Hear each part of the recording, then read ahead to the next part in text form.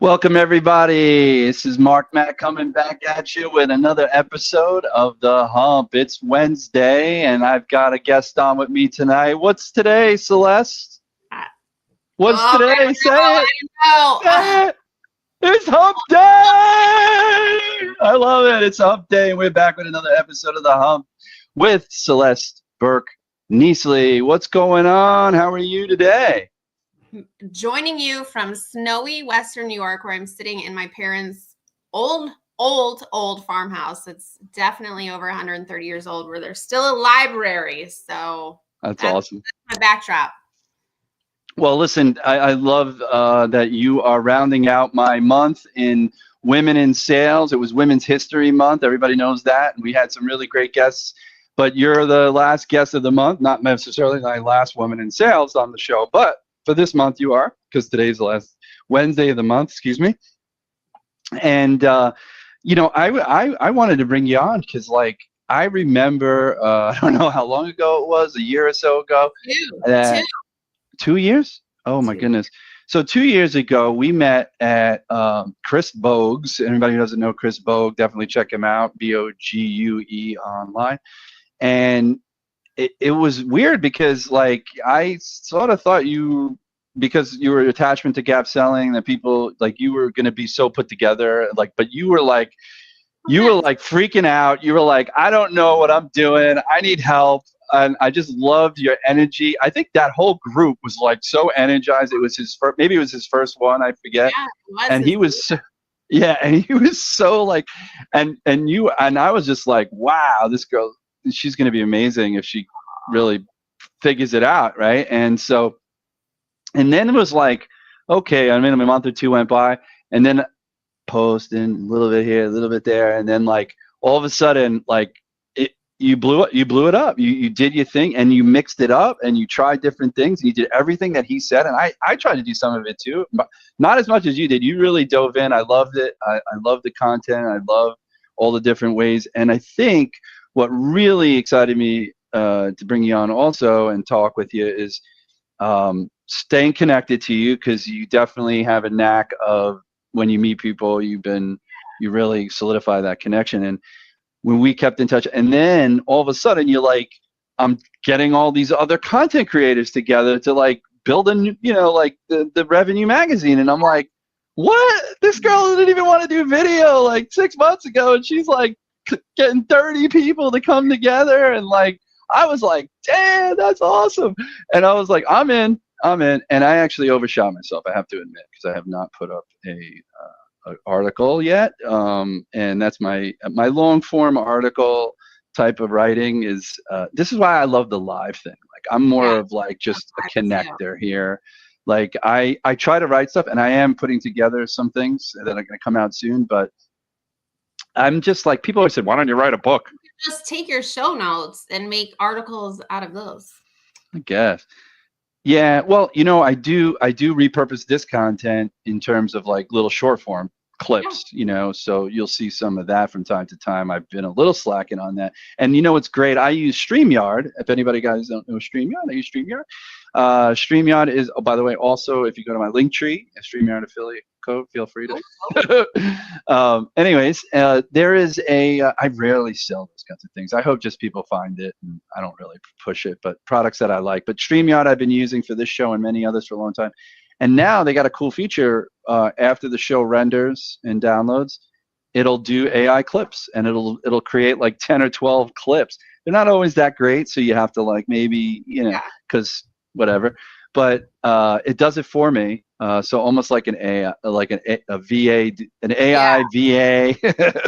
Riverside. I use Riverside, and we could talk about that. I took a pause in my own Sure. podcast, and then I have Opus as well, which is great for taking long form content. Basically, what I think you're getting at here is like there is no freaking excuse for us anymore. I mean, 2 years ago, I'll just give a little snip. 2 years ago, when I hit I'm going to join Chris Bogue's beta course because he's awesome on video and he's super funny. And I think on the second or third one, I had the raging stomach virus. So I had to leave and was like barfing my brains out because, you know, I had a 4-year-old at the time who brought that home from preschool. But I remember the first video I used Wave Video. And so I bought Wave off of AppSumo for like $29 lifetime. And it took me hours to piece that together and, you know, learn all of that. Right. And now here we are where you can just, I was trying to record something prior because I've slacked a little and we can talk about that. Like what happens, this ebb and flow of, I got really burned out in February and I also got burned by someone that was doing some video for me. They were putting it together because I thought I was going to grow on YouTube. And then I realized that's not happening. So I was like, really, we have no excuse anymore. Like Opus Clips, put it up there, get some clips, go into CapCut. Like, there's no excuse except the excuse we tell ourselves. Of course, time management. I think, but listen, everything's work-life balance, right? You know, like I even use that, like when I talk to people, when I get people on the phone and they're like, no, I don't do that anymore. I'm into this now. It's like, oh, really? Less stress, huh? They're like, yeah, more time for the family. Look, you know, I was working on a post earlier about like there was the world and then COVID and then a whole new world, right? Yeah. And you could say that, some people would say that about 9/11, some would say that about the crash in '86 or whatever. Like it's or '82. It was like, you know, it's like there's always that episode. There's something that changes the world, but this like basically allowed people to just start making up any kind of thing that they wanted, any way they wanted to live. All of a sudden after 2020, they're like, fuck my job. If my job is not going to let me work from home for 3 days, I'm going to go get a job somewhere else because they'll let me work home for 3 days. You know, it's like, what? I'm gonna carry 3 jobs and no one's gonna know because I can use all these tools to outbound and what I think we had a little bit of like a tech boom, right? Just every day. Remember when people used to pitch you like $100,000 to create an app? And I mean, just times have changed, and I think definitely post pandemic, it's tech overwhelm. So you have to weed through all of that, but it's definitely been an interesting 5 years. Well, I wrote about it the other day because March 20th was the day I got the text message that I lost my corporate job. March 20th, 2020?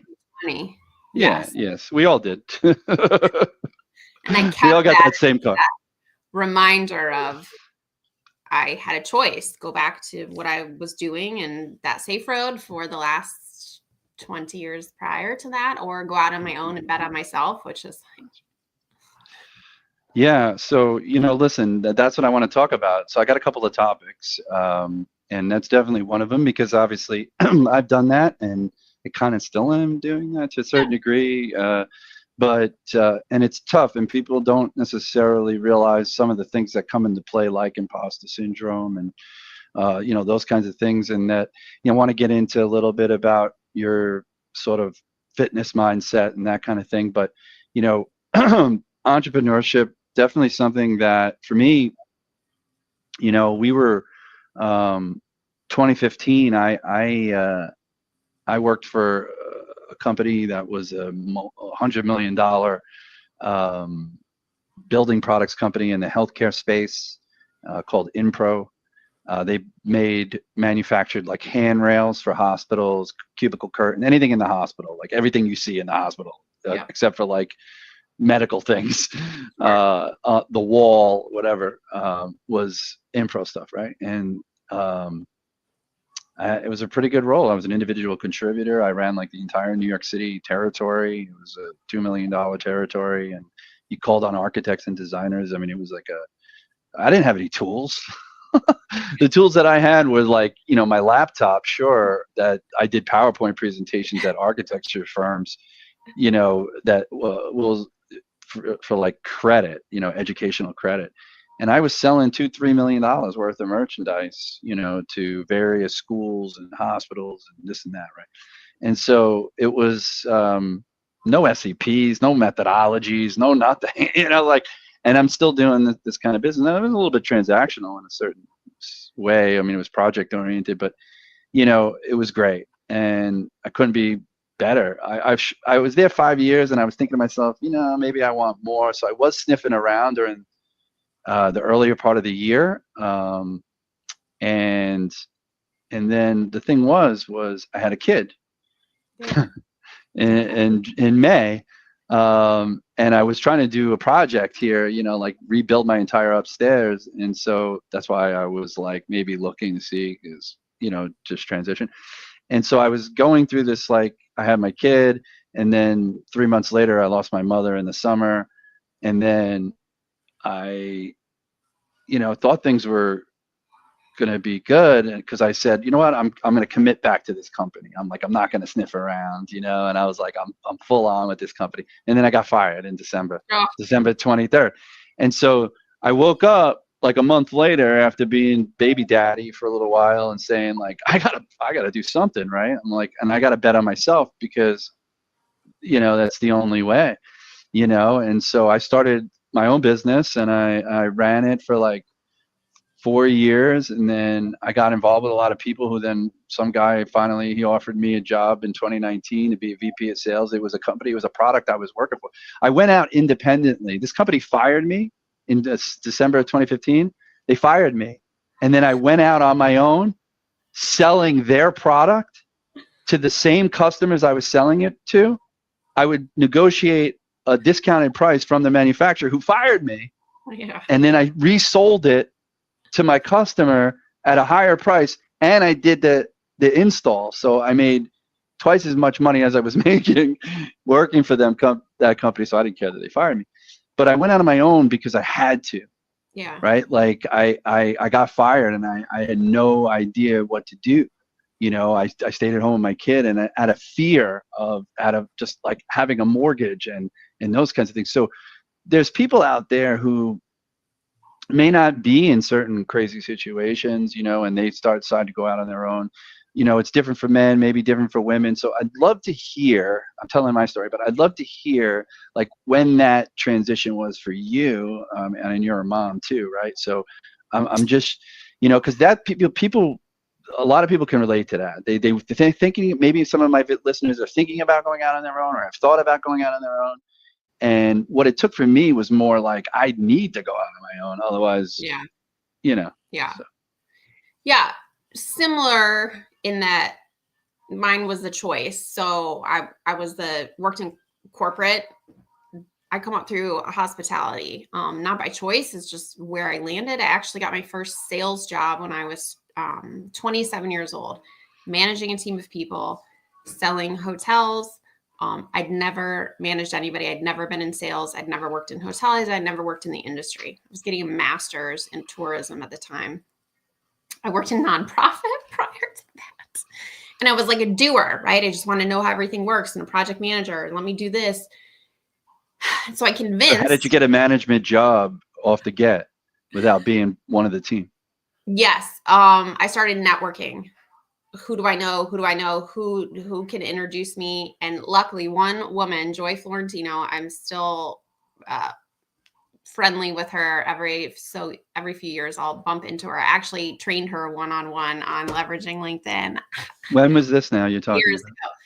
So this was like 2007. Oh. I decided I have to get into sales. This was the thought I had. I have to get into sales so that by the time I'm 30, some people take me seriously. That's what I was because I'd met all these salespeople through networking events, and I was like, oh, they're gods, right?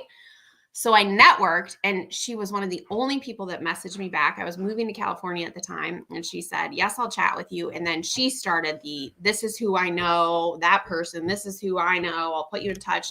And this is a funny story. just so landed with a company that was looking for a director of sales of a bigger box hotel that sat on a hospital system, managing 5 people, never been in the industry. I went through 7 interviews, and actually the company came to me and said, "You've changed our mind about bringing people on from the outside. We'd never been open to that before.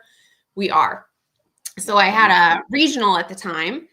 Mm-hmm. Fast forward in 2018, I freaking hired her as my direct report in Seattle. And she was 10 years prior. The person 11 years prior had hired me as her direct report. Like, yeah. So I'm going to say something with the utmost humility here. This is why people listening. This is why women are better in sales than men, right? Because this woman got a job, right, by just networking. Because now you're talking about this is 2007. yeah. Right. So you were physically networking. You probably weren't DMing on LinkedIn or chatting on Snapchat or whatever. I went to the Meeting Planner International's website, and she was the president of the Sacramento chapter. And I think I messaged every single person on the board, and she was the only one that responded. So it was still, because I was in North Carolina at the time, I was moving to California, but still, yeah, there wasn't this, what we have now, the ease of I had a flip phone at the time. Yeah. So that's my point. Like, because you here's this girl you met, and she's like, oh, I'll just like openly, whereas I think men are more like, maybe I'm not going to show you all my cards, but like girls just understand each other better. I think there's a sisterhood of like actually helping if people are genuine. Sure. And if I take them to the strip club, they're going to open up to me too, I'm just kidding. Yeah, I've stayed in touch with Joy because I was astounded that she had like 20,000 connections in an Excel spreadsheet, right? Years ago. This was like 3 years ago. And I helped her realize, no, you got to be out in front on LinkedIn. But so I skip forward. I kept climbing the corporate ladder. I went up to corporate. I had a huge region. And 2020 happened. Many industries were decimated, hospitality being one. And my role, which was a regional at the time, I had 19 hotels, was chosen to be eliminated. And then, we could go into that whole story. Was it really fair? I don't know. And I remember coming home, I was one of those people just like lumping around in life. Like, yeah, I would volunteer and I would do things. But I also had a baby the year prior. So I had an 11-month at home. I, just like you, had just started to put my feelers out there, like literally had a couple interviews for VP jobs. American Heart Association was one of them. And then the pandemic happened. And I really sat with it. Do I go out on my own? I don't even know where to start. Or do I continue down this path where I get a steady paycheck, but I'm not sure I'm actually living up to my potential? And so my dad has been a longtime entrepreneur. He's a physician. So it's a little bit like more baked in where there's demand. And I was always so impressed with how gritty he was. And I write about him often because I think there's a lot of tales. And I just decided I'm going to take this hush money that they gave me to go away, and I'm going to invest myself. Nice. And I did. And I started taking courses. Now you have to remember 5 years ago, things were a little bit different. Like people were buying courses left and right because it was the pandemic. Email marketing, like everything has just moved like 20 to 25 years in the last span of 5 years. So 5 years ago, not being in a space, I come from an old school industry where it's not email marketing. You're not doing cadences. You're still doing old school, like drop-offs and visits and relationship selling. So I had to learn the way it should be. I had to learn the tech piece and completely up my business acumen because I'd never sold into SaaS before. But so I found a business partner who was a mentor through a Facebook group. And we started building courses on LinkedIn and why you have to be on LinkedIn. And I think we were ahead of our time, honestly, because people were like, LinkedIn. But I learned so much. So I think that's my point. my safety net wasn't my husband. We can't live on one salary in Denver because we have this many kids. Two are stepchildren. One is our own, and it's just Denver. So it's like I have to bring in money. But my father told me, and for all of you women listening who are maybe at the very early part of your career, when I made $10.25 an hour, my first job out of college in 2001, my dad said, "You will put 3% away, and this is why." They matched 3%, and in 7 years, that money doubles, and we always played the money doubles every 7-year game. Yeah. And always set yourself like a nest egg to be able to live 6 to 9 months. And that's what I did. So I think, my entrepreneurial journey, I had a choice, of course, but I also had started interviewing and realizing at 40 years old, I knew a ton in the industry that I was, and I was like top of my game, award winner, but I didn't know a lot about all the other stuff that was out there. So when people were talking about like GTM, I'm like, let me GTS that. I kept missing out on jobs because I was just a little bit behind the bubble. Right. So I chose, and it has been a freaking hard 5 years, but I will say every year I'll make a little bit more money, like we're on an incline here. So, but now the entrepreneurship journey, now you started to do whatever LinkedIn, but like when, like, so, but to have a solid foundation, I think, obviously, gap selling, being a part of that group, or I don't, is it not like a franchise or yes, like, yes. oh, okay. So my entrepreneurship journey, I started doing a lot of like courses and LinkedIn, helping individuals just get on the platform, right? Everybody was looking for a job. Then I started selling into companies back to hospitality, similar to yourself. I'm like, all right, I guess if I'm not going to work there, I'm going to sell you. So I made some decent money and have contracts with companies where they bring me in to work with them on how to prospect, which like nobody knows how to use LinkedIn. So I start very basic. Right. But this October will be 3 years, I guess. Corey Falter, who's on LinkedIn, and he sells into hospitality and hospitality tech.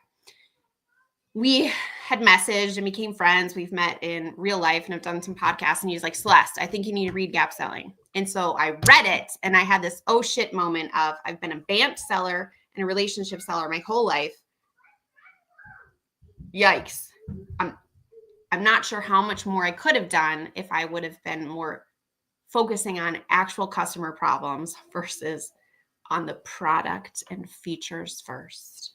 Sure. So I read the book, and then I approached them about their partner program, and I am the Gap Selling partner. I actually pay to be part of it. I pay to license Gap Selling. Yeah, so that's what I call franchise. Yeah, obviously. So you're just like Sandler. That's what I was getting at. Yeah, so I'm out there building my own pipeline. Sure.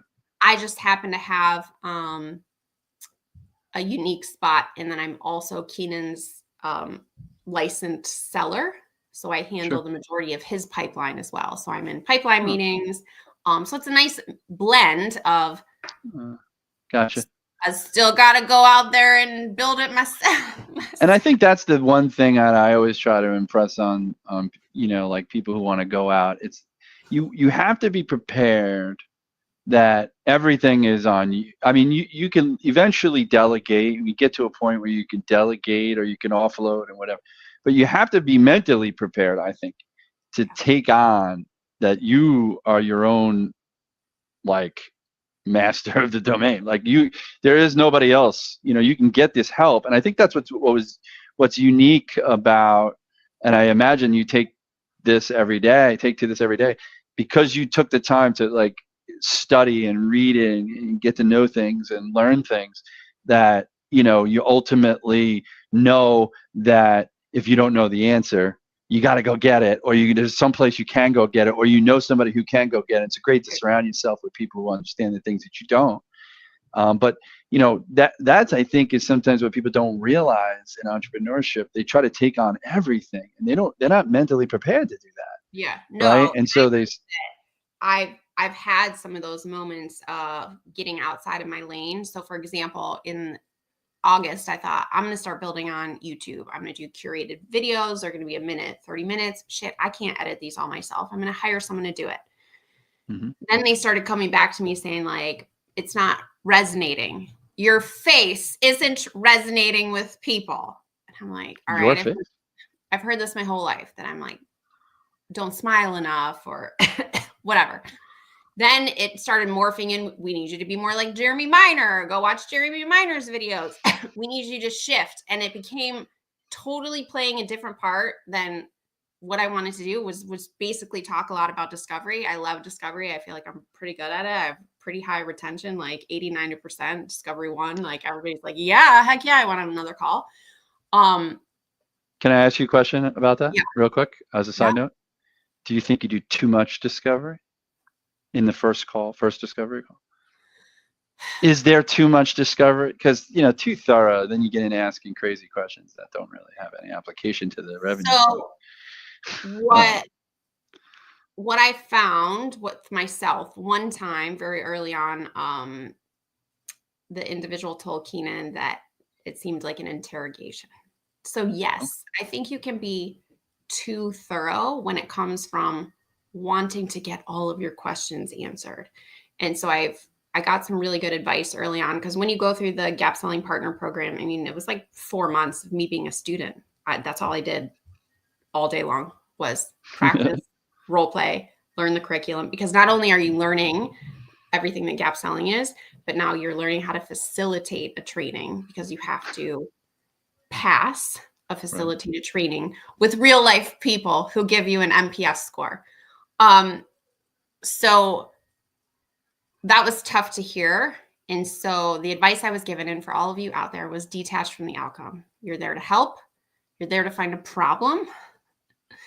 And so I'm always like, you know what, if at the end of this call, we don't end up working together, like, I hope that you find some value. I'm here to help give you a diagnosis. So you at least know moving forward what your win rate problem is stemming from. But I think having those guardrails of knowing gap selling only solves for 4 problems.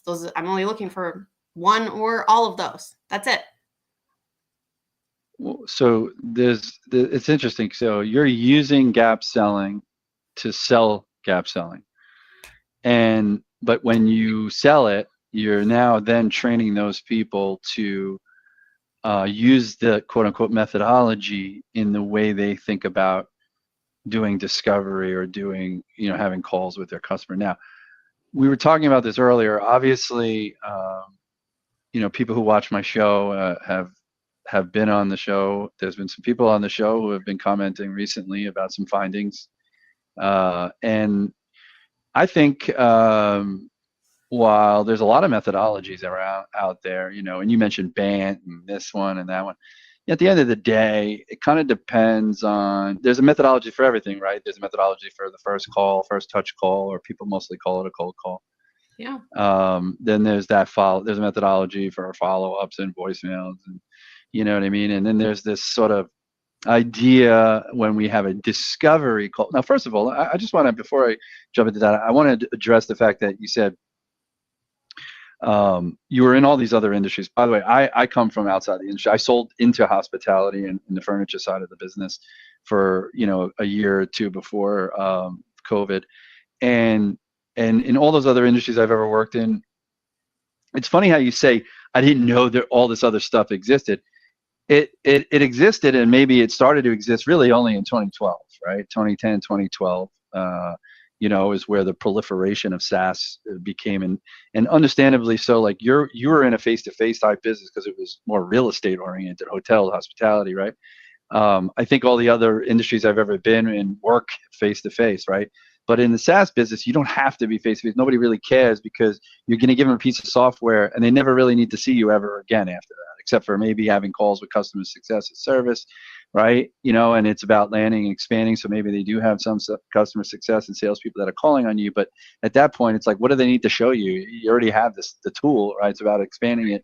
And so it's like it's a differently kind of sale. And they started creating their own language and And you said it earlier, like I didn't know what this word meant, that word meant. And it's very exclusive in that sense. It's actually when I say exclusive, I don't mean exclusive. I mean they're excluding people because they have their own language. And Right. the weird thing about it is that in the hospitality business, in the hotel business, they have some of the same similar terms, right? But they don't go as to the extent that the SaaS sales world goes.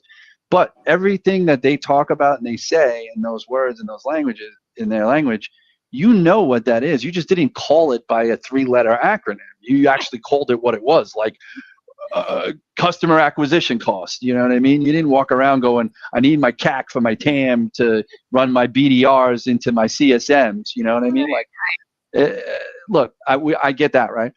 The thing is that, you know, there's all these different methodologies, right? And they all have their merit, and they all solve some problems, and they all honestly derive from Sandler, but that's beside the point. I'll address that another time. But it's all about human communication and human psychology, right? And so what I always found interesting about Gap, and, you know, the idea of really finding where's that disconnect, happens in discovery, really, right? It happens when you have a warm, you're there, they're there, they want to be there, right? You know, that's when discovery really can happen, is when they you know, show up to the meeting that was set. And, you know, in these other industries, there was no SDR. You did the cold call and then you did the face-to-face, right? You did the discovery, right? Sometimes on the first call, right? And so, like, you know, they have this own sort of sequence, right? And that's okay. It's probably not going to go away for very much longer. It's still going to always track that way. But it's like, okay, so you don't use gap selling necessarily in a cold call, right? And you don't necessarily use gap selling You're using, I would say, I'd push back and say, I think there's this disconnect, and we talk about it as a team internally. We have, you know, we're a really small team. There's some fractionals, and then there's like a core, I can count it on one hand, number of us, where there's this disconnect, and no fault of our own, and we are working on this.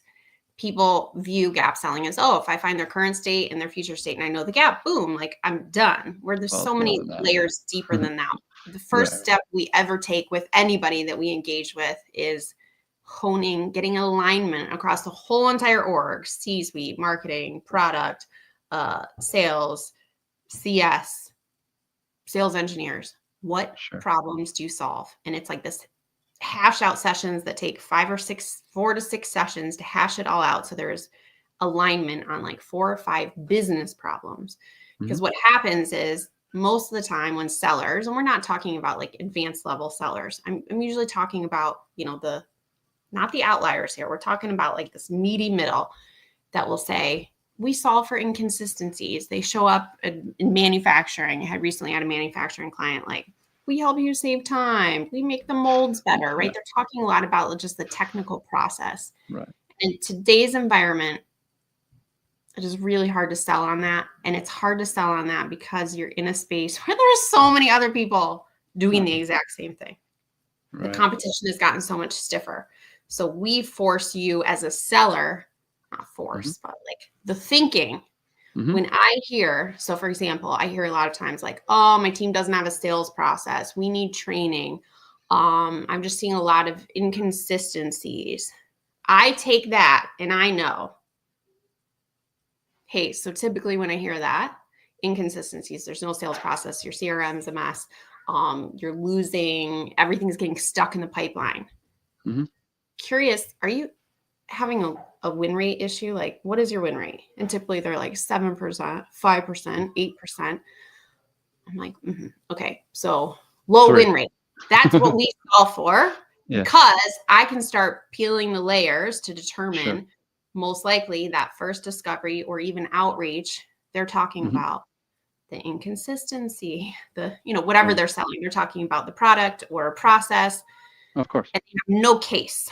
So definitely our focus is on finding a business problem and helping reps to understand, when people talk at this technical level, you have to have the acumen, which now you can freaking go into ChatGPT, and like, that's what I do before every single call. If I'm talking to manufacturing or like ed tech, I want to get a quick rundown of like what they are, what do they sell, what is their product, challenges they might have, what's going on in the industry. Like I up my business acumen. I've never sold into that before. Like, I swear, every single time I'm like, here we go, another freaking industry I've never sold into. Like, I got to learn their lingo. So but hold on a second. Let me help you. I want to help you there for a second, because I think you're almost overcomplicating it in a way, right? Business acumen means, to me, how you put all the pieces together in business. If depending on the industry you're working, there may be a little bit different factors in each, but how you think about things, how they work, what the real world is, because nothing's like a business each of those businesses might sell a different product into a different industry, but they all are making money, have overhead expenses, have payroll, have personnel, have HR issues. That's business acumen.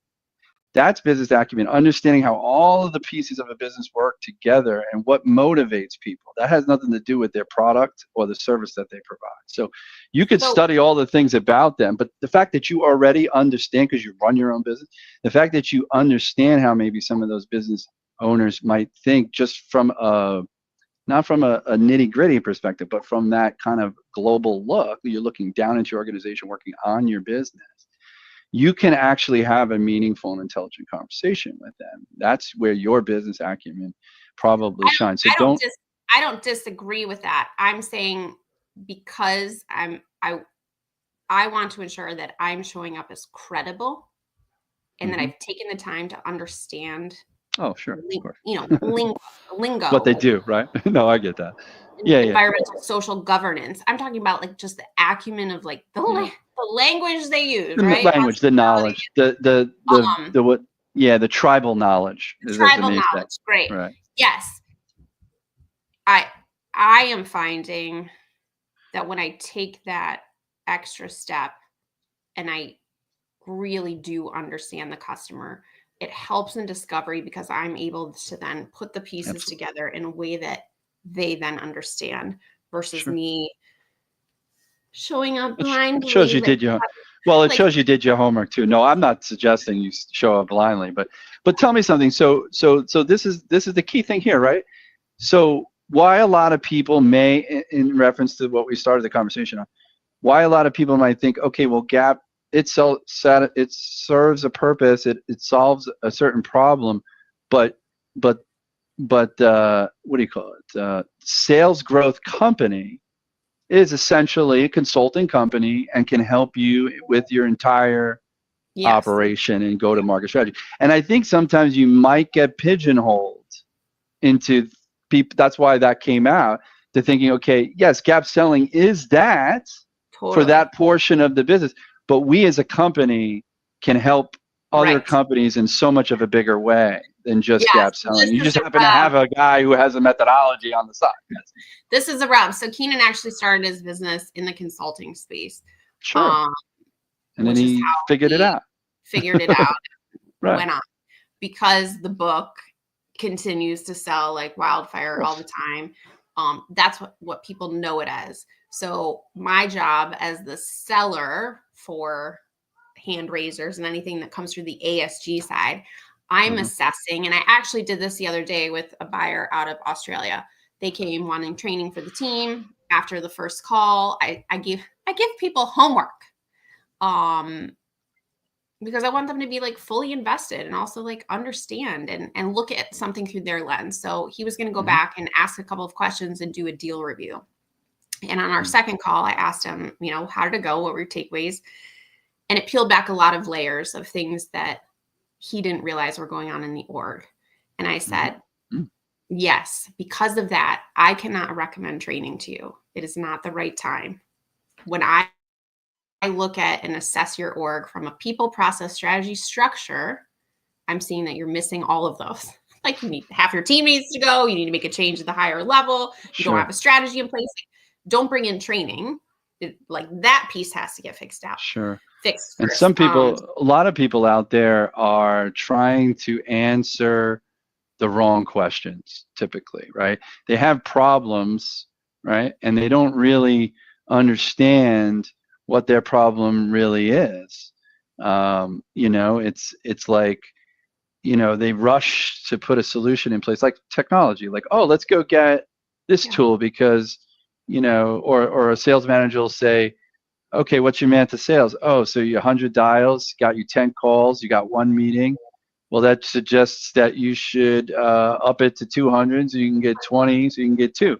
No, why not get better at the 10? Yes, it's diving into like the root causes of like why. Okay, is it the talk track? Is it we're totally in agreement. So we've done a bad job and are trying to figure out because we've tested it on cold calls. If we're leading with like a sales growth company, people are like, who, what? Like we offer training and consulting. Like Gap Selling has a better brand recognition. I think if you say that, I think, well, listen, again, well, no, I'll tell you why that's a bad idea, Gap Selling. Because of why people know what it is, just what we just said. Because now all of a sudden they're like, oh, I know what Gap Selling is. I don't need you guys. Yeah. They don't even know why they need you yet. I know. Or why they need even any help, if they need any help, right? So that's my and this wasn't meant for me to say. I'll say this as quick as possible because this is what I talk about on link. Is much of my content recently is about that first few seconds of the call, and I did it today. I set 2 meetings today, 2 meaningful conversations with key ICPs that didn't know the name of my company ever throughout the whole call. I never said the name of the company, and they closed the call saying, "Thank you, Mark. I'll see you on Tuesday." Right? They didn't say, it's like the thing is people don't realize this. Like I was having this argument with this guy in one of my posts, and he's like, "No, I really do understand what you're saying." And I looked at his profile, and he happens to be a little bit just about my age and older. It comes from old school. So I said, "Look, I was not exposed, just like you in 2020. I got exposed to this whole world, and I learned a lot of shit in the last 5 years, and a lot more than I ever knew before. So when people haven't gone through it, and now they're chiming in on my post because I connected to so many different people in different areas, different industries, it's like they're saying these things and they don't understand where I'm coming from. Like I've had 6,000 conversations in the last year and a half, so like I have some kind of background to say what I'm saying, and what I've come to realize is conditioning, right? It's a human condition, psychology. If you open the call, like when the Maytag guy called me in 1986, I picked up the phone, "Hi," and he said, "Hey, Sonny," or "Hey, little fella, is your mom home? This is Mike, the Maytag guy," right? Or "This is Mike from Maytag. Mommy, some sales guy on the phone," right? We've been conditioned from day one. Yeah. That when you say "I'm so-and-so from so-and-so," it's a sales call. Yeah. Now, some people would argue if you don't say that, then they're like, oh my God, they don't know who you are. So like, that's even ruder. And I'm like, that's okay. They can ask me who I am. I'm just going to tell them who I am. Right. And it's simply, hey, John, hey, hey, Celeste, it's Mark. How's it going? What are you going to say? Hey, Mark, how's it going with you? Right? And some people say, "Oh, that's not genuine." I'm not asking him like, how are they feeling today? Or I hate the people who say, "Have you been?" Because that implies I knew you before. So that's a little bit off to me. And so I say, "How's it going?" And people say, "You can't say that." I said, "Listen to me. The reason why you can," this was the argument I posted to him last, and he turned, right? Because what I said to him is, if you drop the name of the company, right? They don't know it's a sales call. So when you say, "Hi, how's it going?" they think it's like you're passing them on the street in their neighborhood. "How's it going? Sure. How's it going, Phil? How's it going?" So it starts a two-way dialogue, not on a misconception. It's not a misconception, right? He had to argue this. And I said, if I said, "Hi, this is Mark from Carrot. How's it going?" then they'd be like, "How's it?" Right. No, what are you calling about, right? Yeah. But when you drop the company name, you don't have that reaction, so you can get away with saying "How's it going?" so that you get a response, right? And we have some SDRs, so we've been testing it, right? Because that's what you do. You test it. You're like, test it. Not all calls are going to be the same. We're going to ABCD test it. And we're going to see what's resonating. So it was funny because Keenan on one of them was like, no, you want about the company. So, you got to say the company name, right? So this is kind of what I do, right? Like I say that, and then I'm going to get to it. I'll get to it if it makes sense, right? But like, what's really important is nobody cares. And I said this. This is like my most performing post this month. I think was nobody cares who you are or what you do or what the name of your company is really, right? Like when somebody asks you what's the name, who you with? Like I was coaching What a does it kid today. He's matter? like, who you with? Who you with? A sales growth company. Like, okay, Well, then that's what? that's kind of like a sentence. That's not even like a name of a company. It sounds like a sentence. A sales growth company. Oh, what sales growth company? That's what I would say back, right? And oh, the one affiliated with Keenan. Are you familiar? Oh, you are. Oh, okay, not a problem. What do you know about us? Like you could play that card, right? Because again, you don't. If you're trying to expand your services and really show people that you help people drive revenue as opposed to just gap selling, you have to be able to get past that. So by actually saying that, even though they're affiliated and they know Keenan and he's a popular name, doesn't work anymore, right? Because they're going to actually pigeonhole you into thinking they know what you do, Right. right? This is free advice. And so if you just open the call with the problems that you solve, right? That's what people care about. They care about Yeah. only about their own problems and who's going to solve them if they can solve them, right? Yeah. And if they don't have any problems, God bless them. Every week we're reviewing that, and it's really been interesting as someone who dreaded cold calling for all of those years, and like we had to do it during power hour. It's been interesting, and I even test it myself. I have people who are on my, this is my hit list, like I'm 48,000 years old. This is my hit list of Mhm. people. And I test it. And I think it all goes back to then, where did I find this person? What is their familiarity with me, with the brand? Where did this come from? I think you have to be able to be nimble and you Oh, have to be absolutely. agile. And that's also what we focus on when we're doing training as well for reps. Like, I can't tell you the question to ask in discovery. Like, what information do you want to know? It's really Mm. hard to prepare. That's why it's so important for you to feel comfortable. Just like us today, I don't know what you're going to ask me, but I'm listening and I'm going to be responsive, but I can't plan for what comes Mm. next. And I Could think have a that's where a framework. lot of teams get it wrong, is that the word discovery is about like finding out more. It's the same on a date. You don't go into a Yeah. date. I went on 62 first dates in 1 year when I was 34 years old. And like every single one, I'm like, oh, Wow. this is going to be the one. This is going to be the one. And I was like overly preparing for it. And versus See, just like, that's the girl I knew. That's the girl. Like you were like in that class. It was like, I need more. I need you to tell me, how do I do this? How do I do it? Can you write it out for me? And honestly, I loved it. I think that's what's made you who you are, how you got to where you are today. I That's still have my brought. own struggles though. Like, I'm not going to lie, pipeline when you're an entrepreneur is freaking difficult. And I think it's Yeah. especially difficult when you're in the training space because, thank you, pandemic, everybody and their brother has now come on, and people you didn't even know, now they have coaching programs, and like it didn't used to be that saturated. So we're all feeling that and out there doing the do, but I think that's the trial and the error and the journey Oh yeah. where you learn. Yeah. Let's talk a little bit about this because I know this was something that you like. We've been dancing Still around it a little bit. And I struggling don't with. mean you. Yeah, I was gonna say like to me, what I experienced with you in the class, I don't think it was like. I think you were just budding at that point. You wanted to get into it. You were like you said, you were taking all these classes, courses, and things, and you're trying to learn. And I don't think it was like you were afraid. You were a little bit, but then when you had that video, it was terrible. Mine was terrible. Everybody's was terrible. It doesn't fucking matter. And then it got better, and it got better, and then but the experience of it, even if you don't put out as much video as maybe you would have wanted to, or did, or do, or would like to do, you mixed it up. So that's what I enjoy about your content. But it was like imposter syndrome affects everybody, and it affects everybody in a little bit different way. So I'm curious, when does that come up for you, especially since you have, kind of like a brand name behind you, and it's not. I mean, it's you, but it's also like there is some validity to it. So how does that play a role in that? Oh, started when I was in 8th grade, and Leah Richmond told me I had the worst singing voice in the whole world. I'm like kind of kidding, but also not. Kids are so I understand. impressionable, and it's horrible to see bullying and what is happening. And even my Uh, stepdaughter, someone in her wow. 10th grade class took their life a couple of weeks ago from all of that. And it's so impressionable. So I think grew up in a house where my mom has a PhD, my dad has multiple degrees in his own business. And it's like you push and you exceed and you excel.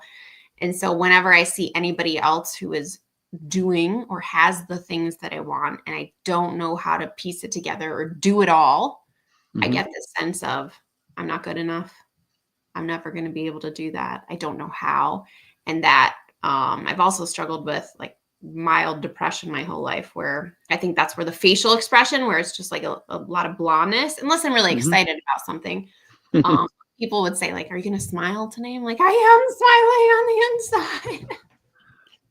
You probably have it worse than me, but like I had an old colleague who used to call me salty, right? And it was like how I would say certain things and look on my face like I was going to rip someone's head off or something. And I'm like, I don't see that. Like, but okay. So sometimes people misinterpret you, you know, and then they label you this like thing, and you're like, what are you talking? I don't see that. But I will say, if anybody's listening and they're not yet there at this point, so I had some things that happened to me in life that I'm really appreciative of. One is I didn't get married until I was 38 years old.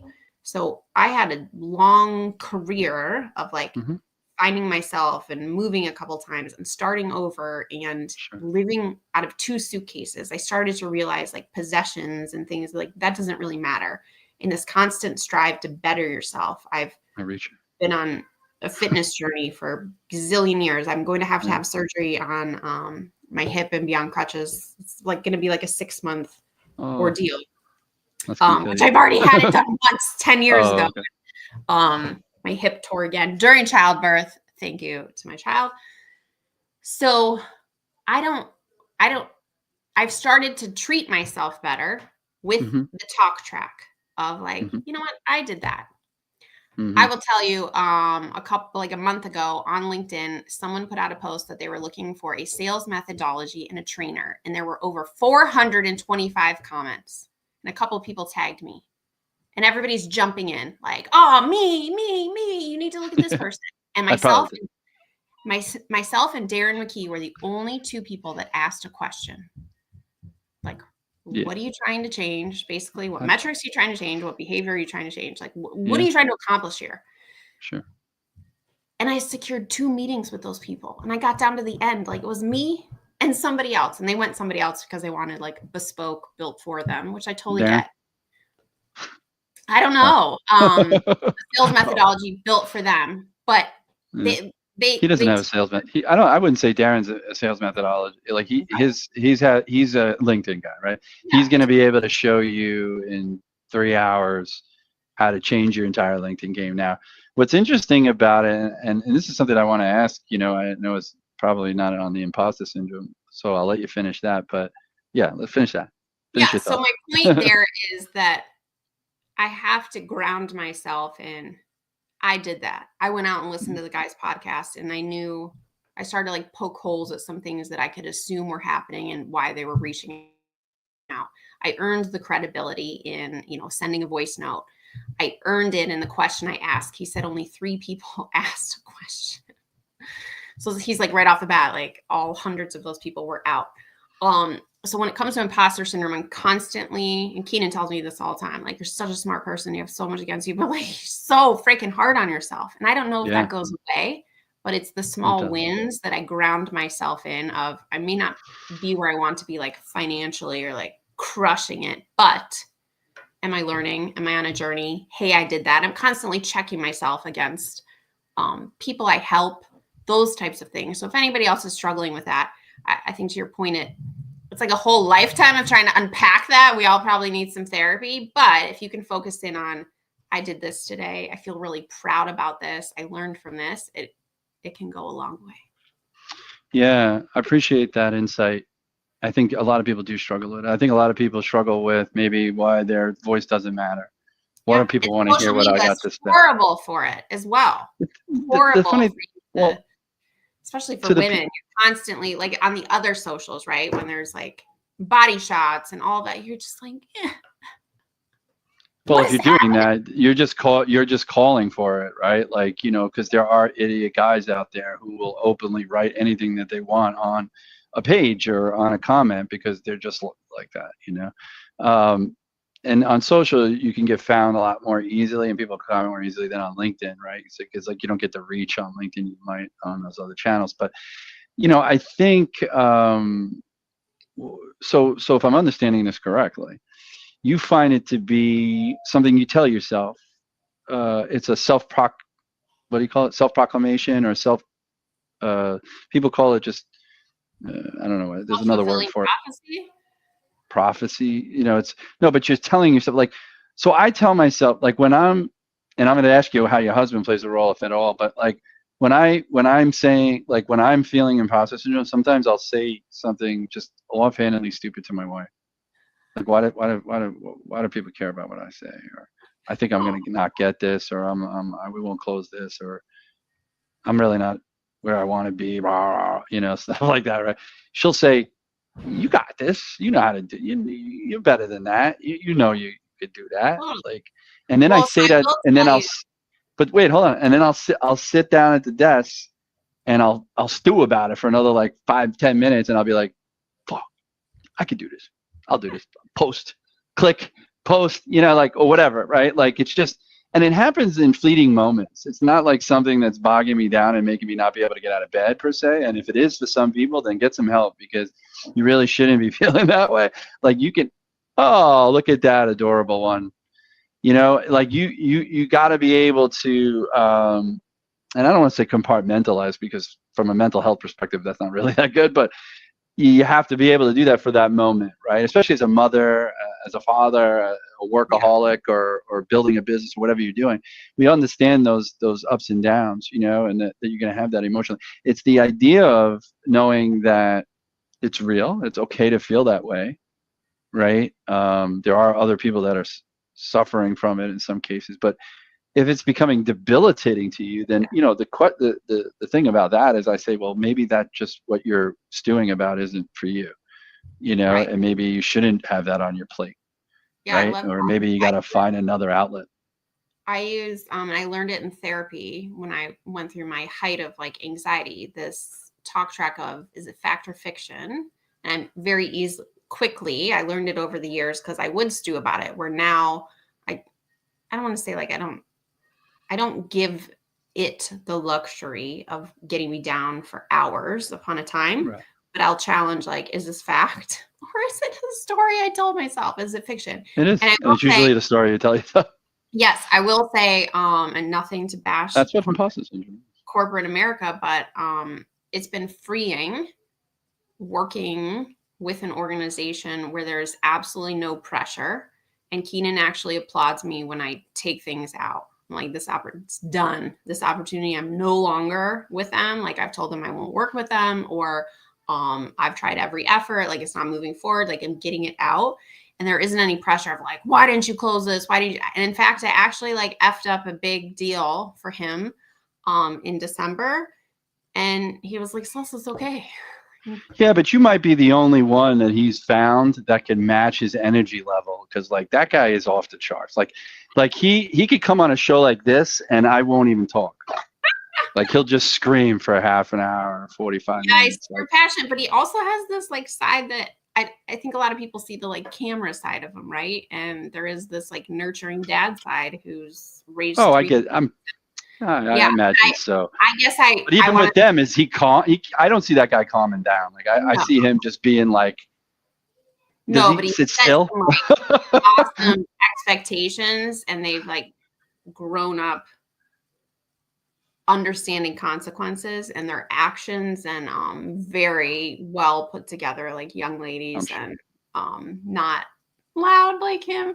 But I will say that is the piece that for where I am in my life, I don't have this pressure. He's like, fuck it, who cares, on to the next, like we'll find something else. Like there isn't this pressure. Yeah, And so that's it good. makes me feel, and I didn't have this in corporate because every time you mess up or something doesn't go right, there's this like scrutiny and why don't we do this? And that just doesn't work with me anymore. I want to be able Yeah. to fail and miss things and grow through it versus feeling punished. So that has also helped, like aligning yourself with a culture that Mhm. matches Absolutely. That's what I meant by what I said. Like you know, found your place too. Yeah. where the anxiety level doesn't come up. Because even my husband is like, you're a completely different person. And I'll see people from corporate and they're like, you seem like a totally different person. I'm like, I'm free. I can just be like random ass me and it's okay. Like I Yeah. feel finally accepted versus having to play I'm a so role. And I, to my husband's point, he's my biggest cheerleader. My husband's also a endurance athlete, so he is a very disciplined. He trains constantly for Ironman. Oh, look at me segueing right into your right. Well, listen, yeah, we're coming to the top of the hour, but I wanted to really get it. I love everything that you've been talking about, and I've been enjoying this conversation. I have every guest talk a little bit about, because we're at Wednesday, and the week is made of ups and downs, and this is like the up one, right? We're on the trough, and some people say, okay, we're on the back end of the week now, right? And so what gets my guests who come on over the quote unquote hump of the week on Wednesday, and a lot of them have had varying different things to say, but I didn't pose it tonight like this, but I did want to say fitness is definitely important to you, obviously. But the one thing that I gleaned from doing my homework on you is not only do you exercise, but you lift. And I'm curious, what do you bench press? No, I'm kidding. I'm curious. Tell me how you. I mean, were you a fitness? Actually, the other question might be, were you into fitness that much before you met your husband? Yes, I Okay. actually influenced him, I think. So I was Uh, an athlete growing up. It was actually a huge outlet for me. I was a totally different person on the soccer field and in the basketball than I was like in life. I think I took on a mm, different persona, which is probably my competitive side really came out. And so I was this nice. like amazing athlete. And when I was 30 years old, I was like, stop with the cardio. Maybe it's time to lift some weights. And so Yeah. at age 30, I hired a trainer and I started to lift and my body changed. I went from being this like stick figure to really putting on muscle. Well, yeah. Um, and have never stopped. This was I before you had a kid too, right? So you haven't even, oh you yeah, change a totally. little bit then too. So. I gained 50 pounds with my child, which I exercised up to like week 37 and I had her at week 38. But it's always been part of my life because I realized the mental aspect of it. I actually feel better when I exercise. So it is, I pay a coach to write my programs. They're loaded in for me. Because I have two tears in my hip. I only walk 6,000 steps a day or else I'm limping. So that's like 3 miles a day, but I lift 5 days a week. Oh, wow. And we have a home gym that I keep adding weights to. And I'm like, oh, got to get 40-pound weights. So I got 40-pound weights. Well, you get a bar, you could keep going wherever you want with different Right. plates, no? Um, so that's been a huge part of my life. And I think that's something I would love to see more people take on. Food is fuel. I also, for Yeah. the most part, like count I was my going to ask, what macros. do you eat? Because you don't just put on muscle without eating. So you had to have at least a regimen there. So most of the time, counting my macros this week a little bit. I'm at my parents, so I'm like at the mercy of a lot of No, I butter. mean, back in the day when you were actually you were probably also eating, because you don't gain weight and muscle without eating. Yeah, You can't counting just work macros. out. All I'm typically eating 125 to 150 grams of protein a day. Protein first from lean meats, mostly just chicken yeah. and or shrimp. I don't do a lot of shakes and all that. But it's been the discipline. And people ask us, like, how are you the couple that exercises? We get up before my daughter, we get it done. A lot of times I have to do 2 a day, right, in order to get it in, because it's like I don't want to get up much before 5:30 or 5:45, but we do it So together. And so, the kids get up at 5:45? no, Oh. my husband and I. Oh, all No, right. we have to peel my daughter out of bed at 7 Oh, to okay. get up. But she often will say, like, I need to get my exercise in. And she'll, You taught her good, because she's seeing you, mommy and daddy do it, of course. yeah. So she'll say things No, like, I can sometimes think as a parent, that some of the things that I don't personally do, it's weird. Like when I grew up a little bit differently. Both my parents worked. My father worked till 9 to 9 every day when he owned a store, so he wasn't even home for dinner. My mother came home after at like 4:30 and was cooking dinner and cleaning and doing the laundry and doing it. And like we had to do chores, we had to do things like since I was 9. My son's 9, he doesn't do shit, right? And that's maybe my fault, but like I try to, he's got discipline in other ways. He's a very good kid. I lucked out, but sometimes I feel like, because I did things when I was a kid because my mother asked me or my mother showed me or I did it. My father wasn't home. He wasn't doing it. I didn't learn to do those manly things or the right things or to help my mother because he was doing it, right? And so what's weird is like I do some things around the house that my father never did because I'm here, like wash dishes, things like that. But sometimes like I tell him he needs to do things and he was like, well, what do you do? And I'm like, what do I do? I put those clothes on your back and I put the net roof over you. Like he doesn't say that necessarily, but like I know that's sort of like how he was like, well, because like sometimes I'll like, let's say I leave my plate and he's like, why could you tell me to put my plate away and you don't put your plate away? I'm the adult. I'm like, that's what I said the other day. And I said, and he goes, what? And I go, I've been living my whole life to say that. So it is what it is. Yeah, he doesn't understand. He doesn't understand. So I'll say, yeah, he doesn't understand. So I'll say, you take my plate in there. He goes, why do I got to do that? I'm like, because I said so. I'm like, I'm the king. What are you talking about? Like, I never question my father. Like it's so funny, but he's such a good kid. Like I don't yell at him. I've never had a reason to yell at him. Like he doesn't do the wrong thing. He doesn't eat candy. He doesn't have condiments. Like he doesn't want to, he's like, Dad, you eat too many donuts. I'm like, what? And I'm not bad, no, but my husband doesn't eat sweets, so it's a little weird. But yes, so back to your question. So when I met my husband, he had 6 knee surgeries on one knee. He was a downhill ski racer. So he had to pick up a new sport. So he started biking. He was in a horrible marriage, wasn't happy, blah, blah, blah. So by the time I met him, he had just been biking. Well, then he got the bug that he heard my dad did Ironman. Then he decided he was going to do his Ironman. And now he's like this chiseled, almost 46-year-old, right? Like a suit model looking guy. And he's constantly like, oh, I got to get better. I got to get this time, and pushes himself. And right. That's great. So it's good to have a partner have that in common. And we've never argued or fought. It's been a fun 10-year ride. Well, I've been married. I met her 27 years ago, and we've been married 23. It'll be 23 years this year. And I can't say I've never yelled at her. I have. It's just what it is. But we're still together. Whereas I have friends who've been divorced or whatever. And so, yeah, it takes work, but great to hear that you found a partner, of course, that loves, because I always find like there are couples where one is like really an athlete and or exercise and the other is not, and they maybe have girlfriends that do it with them. But like and they're usually younger, right?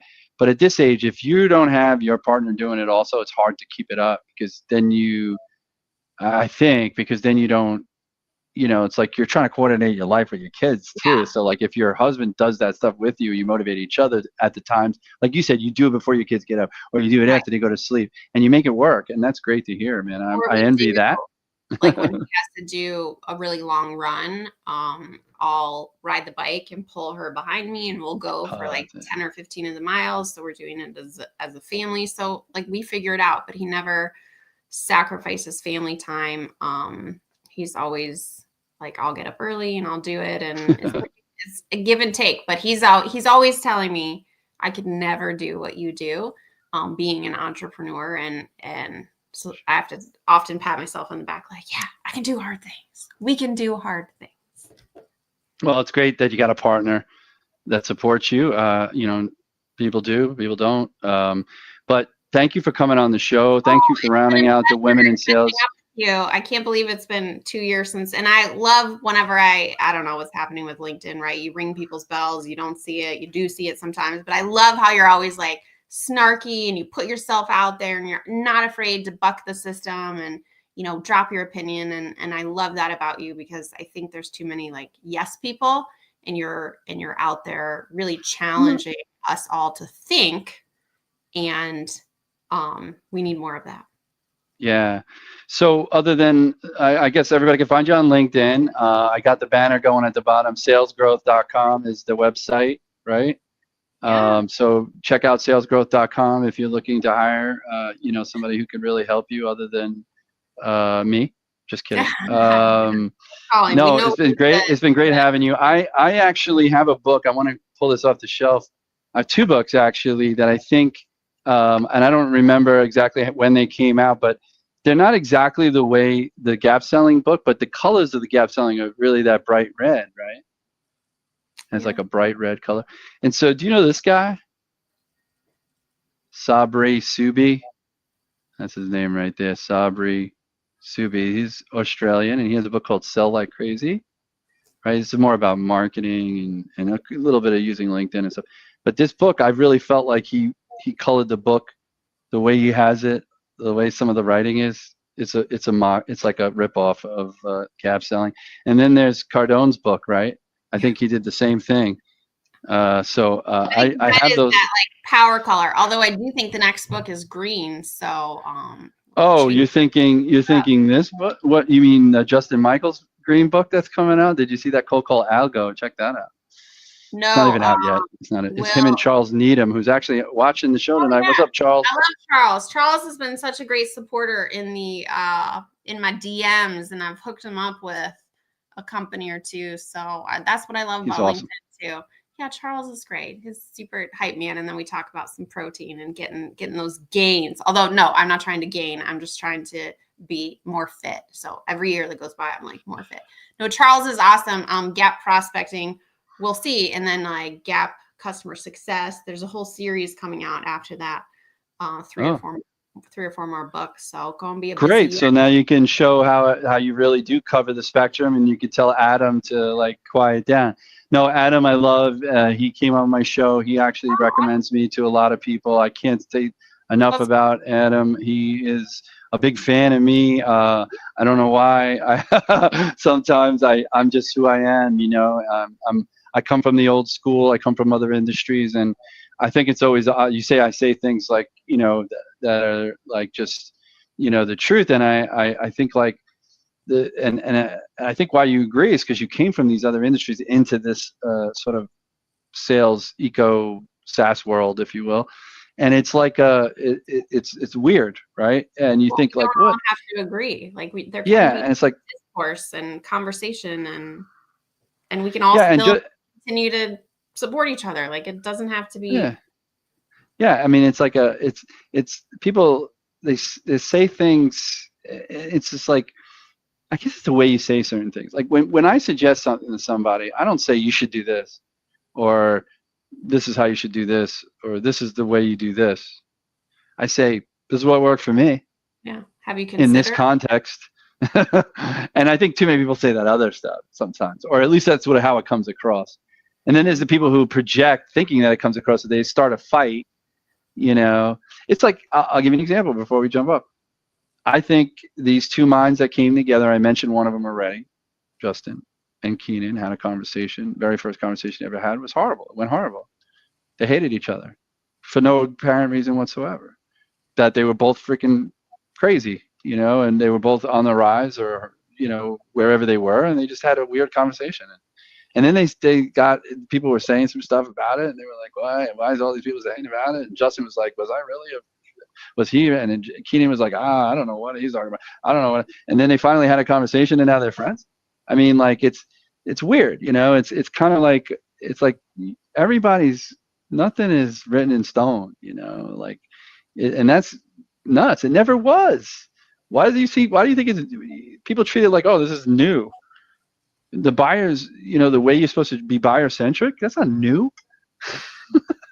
I also think that as humans, we're constantly evolving and changing and growing, right? Different stages of our lives and things that happen. So I'm very much a like, let shit go type person, because it's like, whatever. It's like, And I remember, try being a mom, and then you're like, what did I say? I don't remember. Maybe it's this.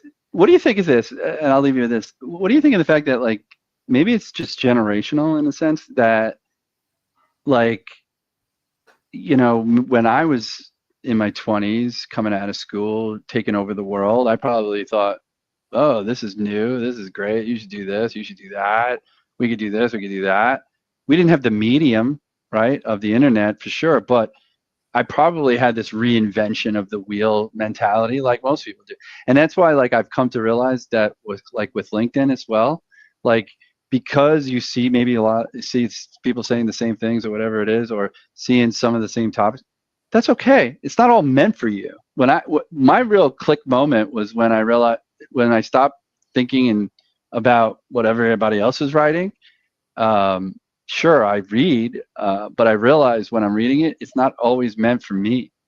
And so, like, if I don't understand it, or I think it's sophomoric, or I don't agree with it, well, maybe it's not for me, or it's too simple or basic, and I'm more advanced in whatever the topic is.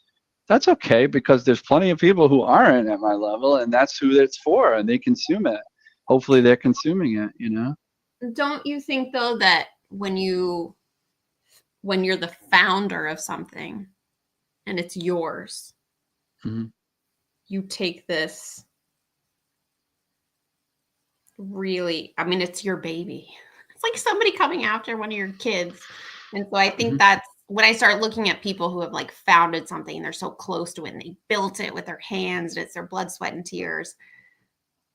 I think it's really hard to step away from it, or you have the mindset of like, I'm fully behind this because this is what I truly believe and I'm all in on it. And so, yes, I can see how you get two of those people together. I don't know if you're ever going to come to odds. Whereas others of us that haven't necessarily poured our blood, sweat, and tears into like building something from the ground up, are like, you know what? I do see somebody else's point. Yeah. I don't know. Well, it's a good the riffs. And I'm appreciative for platforms, and absolutely like some of my closest acquaintances on LinkedIn are like other trainers, and I learn from them as well. I think that's really what helps to make us better, is when we have a learning mindset. I'm actually reading this. This is Richard Harris's book, and I met Richard back in Thursday Night Sales 5 years ago, and some of the things he said. He was an old school guy too, but he was already inculcated in the SaaS world, and he had some sort of very things that resonated with me. And again, it was just maybe baseline Sandler stuff, right? Just thinking. And so he resonated with me, and I just watched his content for a while, and then he wrote an email post the other day about the book, and I was like, dude, send me the book, and I literally got it the next day. And I was like, wow, what a man of his word. And I've been reading it, and I'll probably I said I would gift it to somebody who's already sent me their address. And he's like, oh, I expect all the notes and the margins and things like that. And I'm like, I have a hard time doing that to a book. Like, I don't do that to like a novel book like this. I read it and I consume it. I did happen to, as soon as he said that, I started putting a little tiny dot where I thought there was a good point, because I don't want to defame the book. Send it off to you, and I'm not here to crib note it for you either. Like, you should read it. There's no, and that's the other thing. If you notice, there's no the Cliff Notes. That's a joke, right? People say, do they go online? Can you go to cliffnotes.com? There are no Cliff Notes for sales. Like you said earlier, like you don't know what you're going to get during that discovery. And we didn't get into this, but talking about discovery, I should have had a little bit more on this, but like where people fall short there to me is they have this agenda. And when I kind of meant by saying, do you over discover? And I meant, it's like, if there's a pain point that you're hitting on, it's funny because people collect the pain points in the discovery, when you should take the first pain point and really dive into that. Ask why like 1,600 times, 7 times. I think there's a seventh rule why. It's Justin Michael method. And I think Darren focuses a lot on that. Like, what is your he does the seventh? Oh, he's the 7th level guy, right? Yeah. Like, what's your why? Why? And it's the same with discovery. Like, people, like, the reason why I'm successful on even my cold calls is because I hear people's tone when they say certain things, and I acknowledge it. I say, I kind of sense that you're maybe not happy with what's going Yeah. on.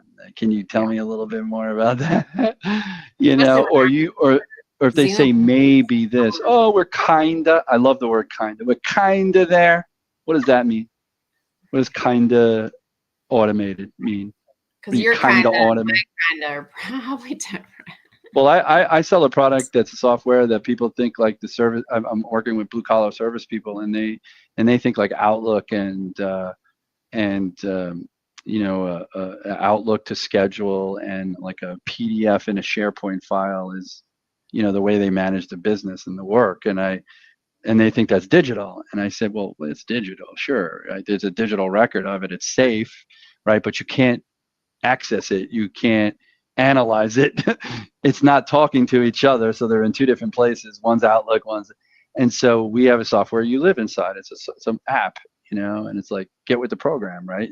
That's digital. That's automated, not Outlook. But, then I find out that they're actually a very small company and it's not really a big problem, right? Like it's a big problem from a data management if you had 150 people, but if you only have 3, you could be on carbon copy paper still and run the business.